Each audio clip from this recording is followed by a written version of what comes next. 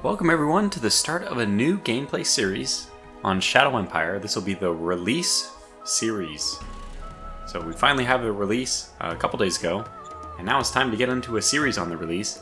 I've talked about this for a while, so some of you already know what it's going to be.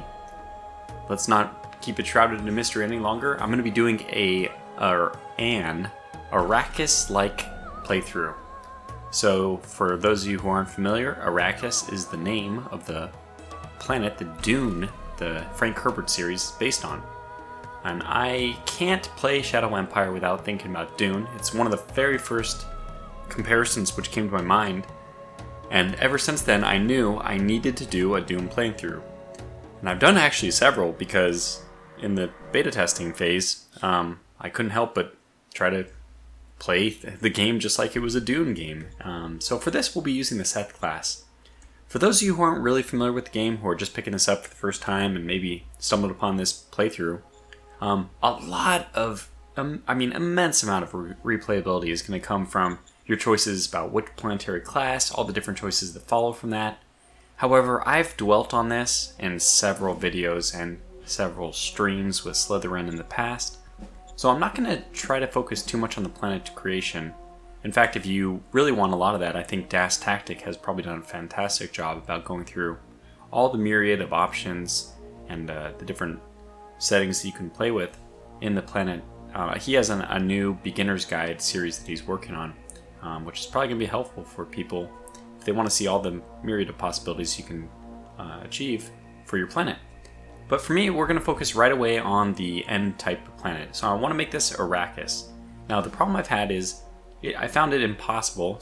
I found it impossible to get that planet type because of air toxicity, whatever. Let's start with the settings. We'll be using detailed planet. We'll know the map, otherwise complete. This was a kind of a tricky one. Did I want to know what the planet would look like or not? And for those of you who are more into the 4X aspects of this game, you certainly probably want to go with complete after colonization, which will give you, as we see on the left here, this black shroud, the fog of war, not knowing where you're starting other than knowing your latitude, because you do know your vertical placement, but that might be a little bit more interesting for those who are interested in the exploration phase. But to fit the lore or the background of the focus, the role-playing focus we're going with here, which is something Arrakis-like, I'm going to do know the map and otherwise complete. So basically what this means is, once we load into the game, we will know the geography of the entire world, and I think that's pretty fair to say, but we won't know where all the cities are, the roads are, stuff like that. And that seems fine to me. So we'll be doing the city start. A lot of the most basic things we'll be building from the ground up. One of the big things, difficulty level regular. This is actually quite a difficult. Regular is very difficult, really. So again, just to mention, if you're playing this game for the first time yourself, I highly recommend you start on beginner, and even then you'll probably have a hard time. So I want temperature above 15 degrees Celsius. 15 degrees Celsius is Earth's ambient temperature, or average ambient temperature. Is that what ambient temperature is? I might be being redundant there. But anyways, let's re-roll this one. 33, that is pretty cotton picking hot. And actually the planet age, I want this to be high, because I don't remember mention of any volcanoes in the Dune series. There might have been, actually, but it doesn't come to my mind right at this moment. So we're going to look for something which is a little bit older. 4.2 billion would be perfect, but not, however, the -1 degree. That's not going to suit us at all. 25, this is actually perfect. Planet age is a bit young, and this is actually the problem we're going to face. Is it's going to be, nope, never mind, that's perfect. That's exactly what I want. Okay, this is like perfect. All the things are ticking all the boxes. Arrakis, you are close enough to Arrakis that we'll give you the go ahead here. The next one is for the mountains and stuff like that. And unfortunately, this is probably going to have a big impact on the ultimate climate in the next tab. And that's the one I'm most interested in. But in this one, mainly what I want to do is I want to avoid too big of clumps of mountains. Mainly, I don't want the mountains to have a big volume. Or, I guess a big surface area. The perimeter is fine, so I don't mind a long chain. I just don't want them to have any... I mean, surface area to volume is kind of what I'm thinking of, but it would be the two-dimensional version of that, so it would be perimeter to surface area, I guess. You know, we just don't want the area of it to be too high. Just because we want to keep things pretty narrow. This one actually looks pretty darn good. So I think we'll actually stick with this. 8 meters per second, 0 rain because the planet is a desert. No water at all. This will have a modest atmosphere. Planet has been geologically dead for 132 million years. That's good, I think, because I don't remember, again, any volcanoes. Temperatures are going to be really hot. What was the 28th? This is like the perfect planet. I really feel like this is pretty representative of Arrakis. And this is the one, so I'm probably going to pause the video here and just keep re-rolling. Unfortunately, on 3 different attempts, I've re-rolled like 10 times, and only one time in all of those did I get an atmospheric human hazard of less than toxic. I think that was the only... I think I got none. But I'm going to sit here and re-roll this until hopefully we get something which is not insidious. And it may take a very, very long time. It might have to do with the planet that you start with. And this is a question I unfortunately don't have a good answer to. So I'm not sure how to set up things in a way which will get you to even have the possibility of a planet which is not insidious. Insidious just means that we're going to need a rebreather and an atmosphere suit at all times. So, I mean a full atmospheric suit, basically, which includes a rebreather. So I'm going to just pause the video here, and I'll come back when I have something which is reasonable. Well, simply put, it's not going to happen, so we're just going to go with it. I was thinking about it, the still suits that they use and all that. I think a lot of the military units use suits of armor of some kind, so we'll have to do a little bit of a stretch to just say that everybody on this planet needs now an environmental suit. And like I said, with the still suits being pretty much necessary for survival, we can kind of roleplay it as befitting anyway. So we'll continue with whatever that was and go to colonization. Okay, so 12 million people in 16 zones. I don't like this. My goal is to probably target something over 50 million, around 15 zones, and we'll see what that ends up being as far as the economy goes. Close, a little better, but not quite. That's a lot of zones. I don't mind having more zones, by the way, if the population is absurdly high. But yeah, 26 million, a little bit too low for me. Why do I like the higher population? It generates more ruin sites and metal, oil. I think fuel won't necessarily be a problem, but okay, this is actually looking pretty good. 62 million, 94% services, mining. So mining, remember, Arrakis is most famous for its spice, and we're not going to have that here. In fact, we're going to have to use dome farming, which I think makes a whole lot of sense, since Arrakis, devoid of moisture, which just doesn't support... I mean, they had to have special areas in the book or in the movie, whatever your source is, for the plants to grow.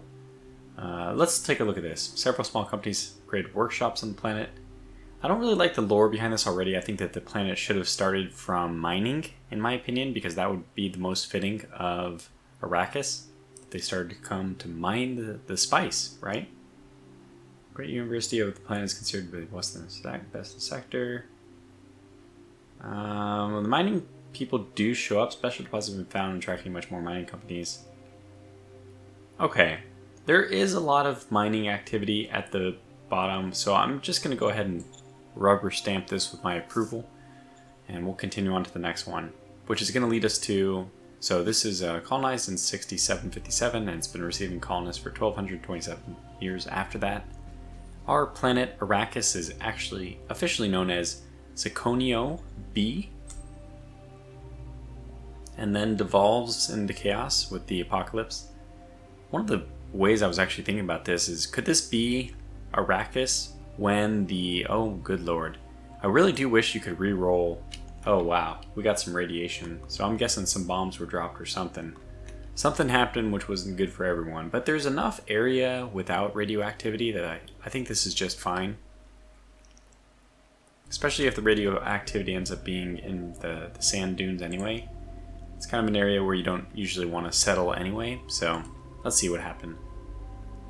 So So neighboring systems started hamstering goods and liquid energy, meaning horde, I guess. Warlords declared independence in AD 47. A forgotten nuclear reactor went into meltdown, radiating in Laconis. That was AD 86. So that was hundreds of years ago, actually. I don't know what year it is officially, but it's definitely after 8239. So there's only 2 million people left. That's not actually that bad, but the combination of people that are remaining, the scavengers and raiders, this is a bad combination. We would have preferred farming. Of course, there was no farming here to begin with, so what are we expecting? Savage infighting in Ocelon takes prominence and uses nuclear weapons to destroy 4 different places. Well, there's the reason. Well, we'll go ahead and continue with this. There's no option to re-roll the apocalypse, as I mentioned, which is a little bit unfortunate, but here's our planet, which is now might as well be able to rename it Arrakis. And that's going to get us into the game start itself. So 10 minutes in, not too bad. Again, the point was not to spend too much time on the planet generation, but it's just so, there's so much diversity and so many interesting things. Now, you're not going to see it, but I'm giving us a name right now. House of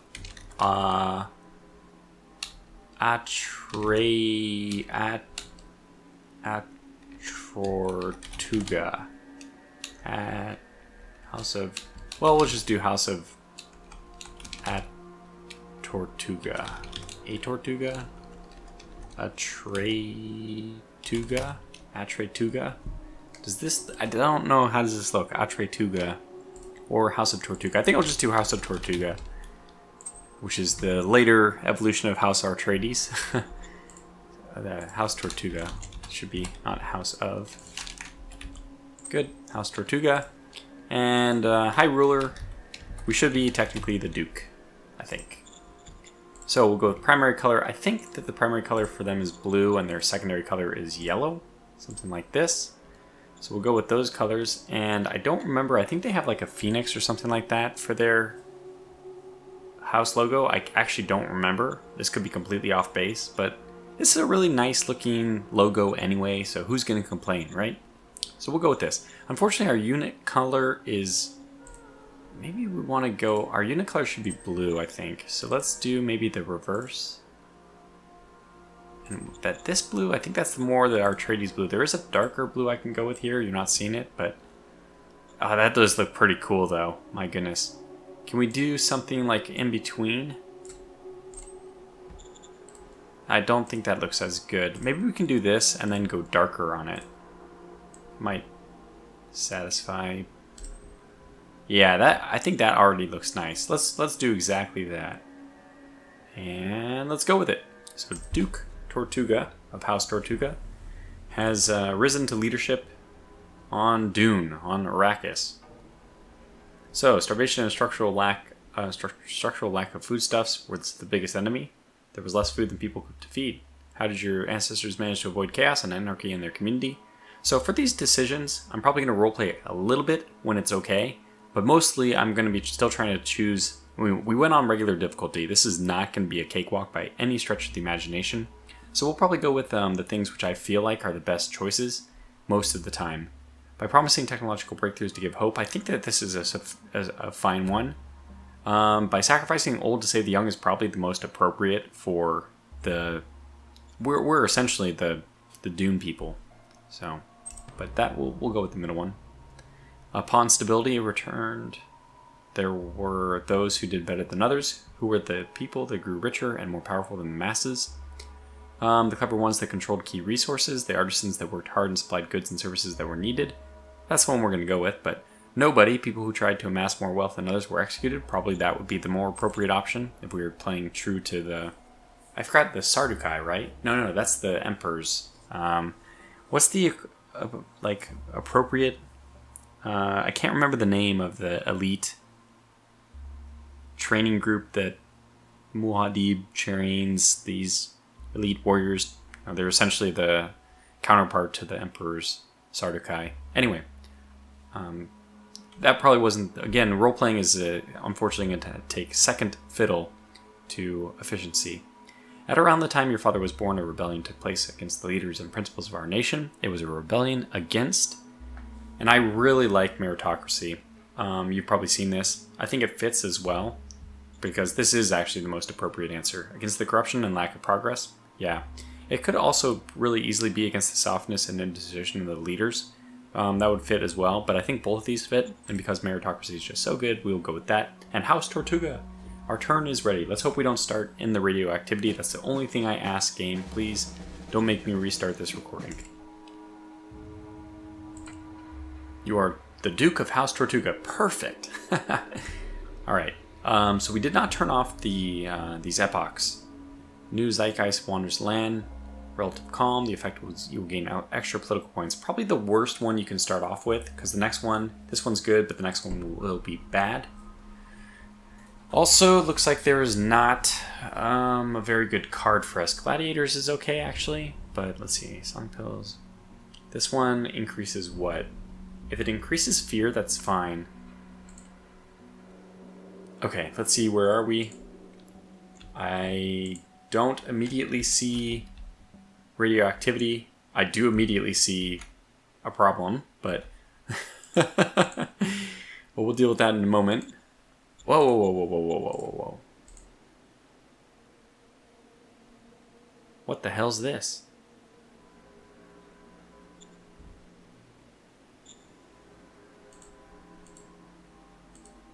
Am I living in a dream world? A fantasy? Why are my units like 4 times stronger than I expected? Is this game bugged? Cambridge Division Guards? No? So the name of our city is Cambridge, which is pretty cool. That's a nice name. I like having Cambridge as our home. Let's see what this asset is. This is a derelict ancient. Okay, military research bonus points. That's quite good. I'm just so confused, though. Still very, very confused why this unit has so many. Good lord, it's so good. Yeah, I feel like I must have had a bug start or something. We're going to run with it, though. Hey, I mean, this might be the new norm in the release version. The Vic has decided to make everything a lot stronger or something, but who knows? There have been so many militia members and soldiers that died for us over the years. There is community effort close to my family compound. It involves the construction of a statue to honor the sacrifice of the unknown soldier. I'd like to support their effort with my humble means and leadership. So this is the governor of our city, Cambridge, Aaron Radenhall, and they're trying to just help. I mean, this seems like a very noble effort. Put a statue to the sacrifice, honoring the sacrifices of the unknown soldier. Okay. Well, government, I think, is what we went with, and probably what we want to keep pushing so that we can get more bureaucracy. It's just so good. Mind is also a great one, so it looks like we don't have a wrong choice here. Which means first let's go to our other options to see what else we might want to choose. Yeah, so if the choices are between these 3, we're surely going to go with mine. And because we're going to go with mine, which thankfully also does not hurt anybody, if we go with mine there, we might as well go with heart here. So that's what's going to happen. We'll probably go with yes, allow, and that's also going to improve our relations with the governor, which is a good thing as well. And faction candidate, yeah, we'll accept this. It's actually good to get candidates this early because we're going to have a position for the Economic Council opening up very soon, which should be there it is, the new organization decision. Yes, sir. We'll add the Economic Council next turn. For that, I also almost always pick the Recruit Junior, so we have an extra one. I used to think that you had to do this a turn before, but no, you can actually recruit a junior right when the decision to elect somebody comes up, or to put somebody in office. And the new one, if he's good enough, will be immediately pushed into the queue, so you can pick him right away. So yeah, going back to this, we'll take the government at heart, and that's going to make some people happy. Not Buzz Brady, unfortunately, but he kind of likes us still. Let's see, what is he? Autocracy heart. We might have a real problem with this guy. Oh wait, he really dislikes autocracy. That's actually completely okay. We also dislike it, so maybe there's a hope. I mean, maybe there's... Oh, but he dislikes heart? Did we just increase heart? I see. So that would really annoy him. Let's go with mind, which in theory should not annoy him. Should be happy about that. Decisions are done. Let's get to the matter, the next matter, which is assets. So we're losing a little bit of food, which means that we're probably going to need to build both food, and because we're going to build food, we need to build water. We don't have the industrial points to do that yet, so we're going to wait one turn. Yeah, now it goes back to this mystery. Why the hell do I have so many powerful units? Anyway, we're probably going to end up attacking this unit this turn, but it's just crazy. How did we end up... Is this normal now? I really don't know. These are some insanely powerful units. Oh my gosh, this one's even more powerful. Okay, well, we're doing a lot of work here against one. We have the Castello Republic, which is a minor. We have Atonia, which is another minor to our southwest. We have non-aligned forces to the north. And then we're back. So we have Castello, we have Atonia, and then we have non-aligned forces. So to the north is our free zone. But let's go south and see what we have waiting for us further south, which is another minor, Paisanera. Okay, well, I think we'll just keep pushing down this road because logistics will give us a... You know what? I really want to take over that this turn. And I really want to send somebody northwest to get that next turn, too. Oh, well, we could do it if we just... I think I'm going to, because I really want this turn. And I don't even need to... I mean, this is, by the way, a terrible situation for us to be in. Surrounded by desert, by the dunes. They are not particularly good if you have wheeled vehicles. Wheeled or tracked, God, it's going to cost 50 AP to cross these dunes. So infantry, I don't even understand why, but they don't take any particular AP cost penalty. So it means the infantry can cross dunes just as easily as they cross, plains. Which doesn't necessarily make a whole lot of sense to me, but it's the way it is. So if we switch, yeah, we have, oh man, just crazy amounts of firepower here. Let's try to pick the ones with the most artillery, which is the 80, okay. Okay, it's just the 80. So I guess we'll just do a bombardment with everyone, and we'll see what happens to the enemy unit, and we may attack it next turn. Oh yeah, we're getting hits.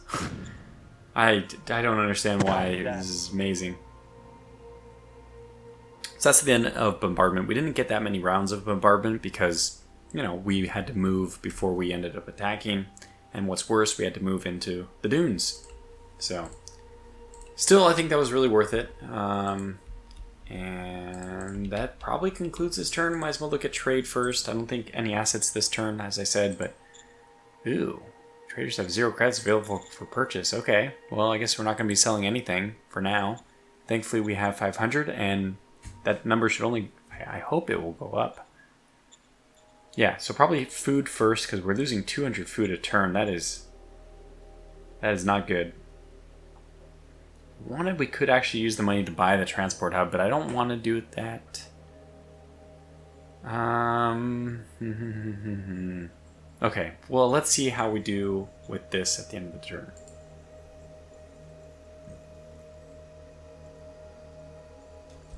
Okay. And, capturing these 2 towns gives us some kind of... It's like a goodie bag. What are they called? The goodie huts? The ones you could loot from civilization. Do we have activity here? I don't know what happened.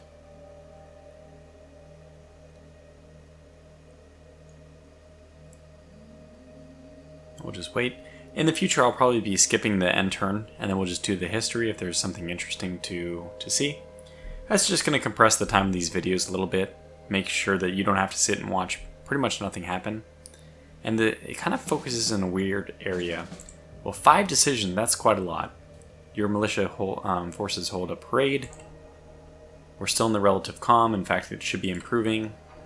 These are the 2 different towns now. Our goodie bags. One is 9 machinery. That is huge. It's probably the number 1 priority early in the game.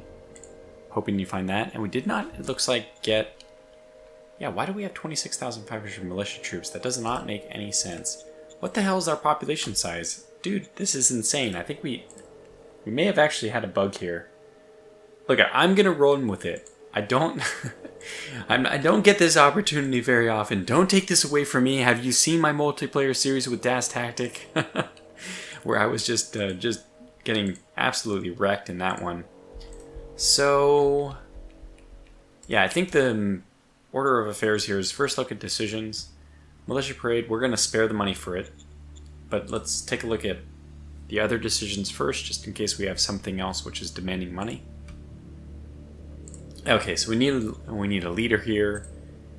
Somebody minus government, that's not good. This guy's not a very good candidate, he only has 1 capacity. I find that your economic council is the one you want to have the highest capacity, which is neither of these people. Okay, fine, back to the drawing board. We go over, we recruit another junior. Please be somebody better.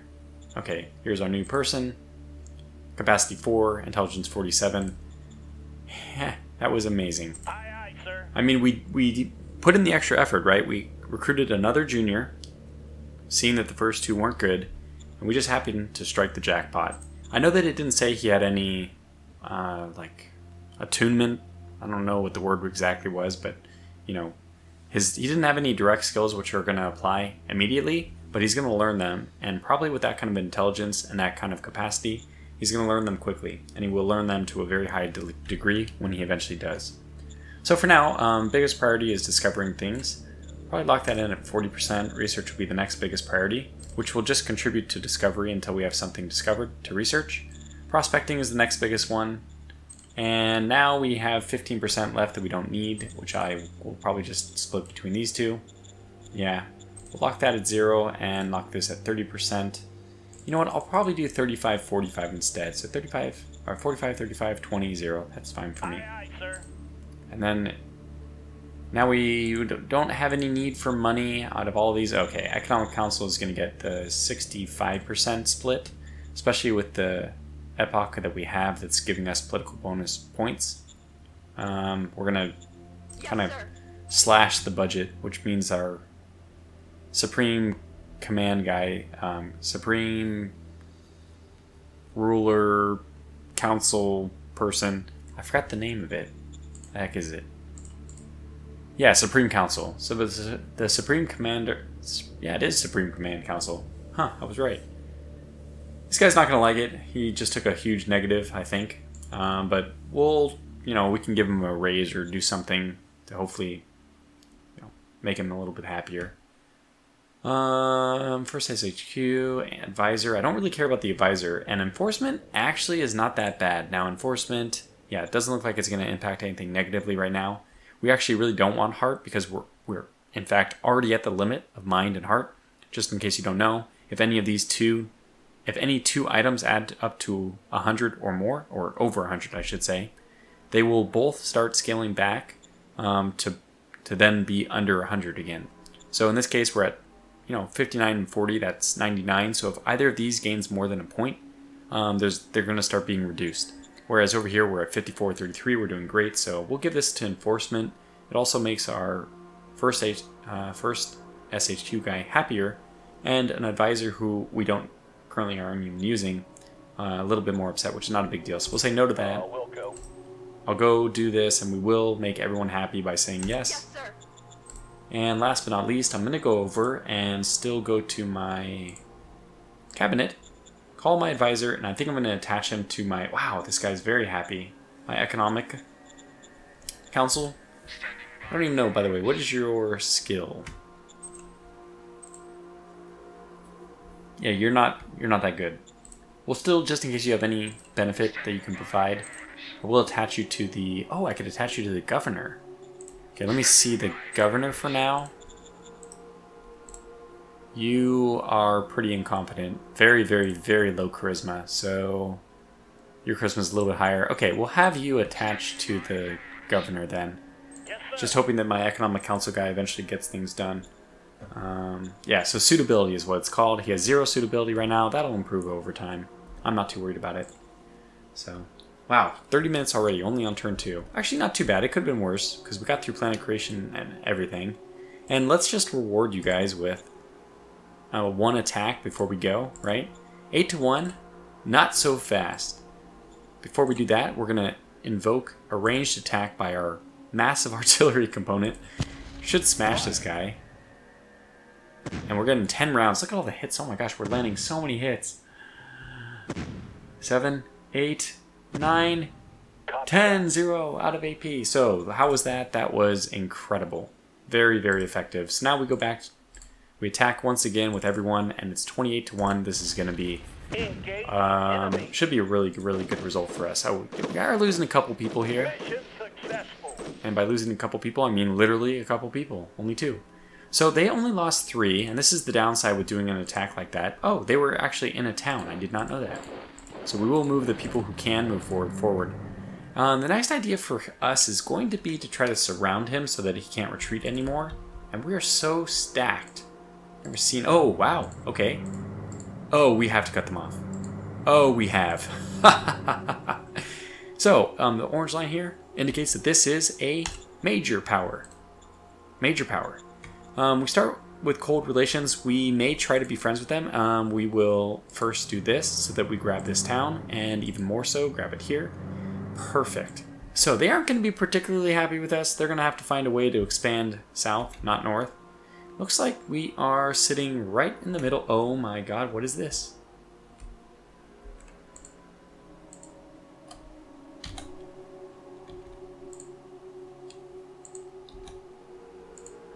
What the heck happened here?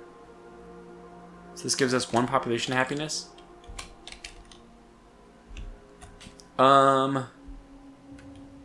Help? We must have had a decision, which I, by the way, have already dismissed and didn't even look at, that I guess I didn't read closely, where we acquired somebody and they probably asked us whether or not we would... I think I vaguely remember. I was only looking at the results. I didn't even read the question, but one of them was, will you defend this or not? And I'm pretty sure I said no.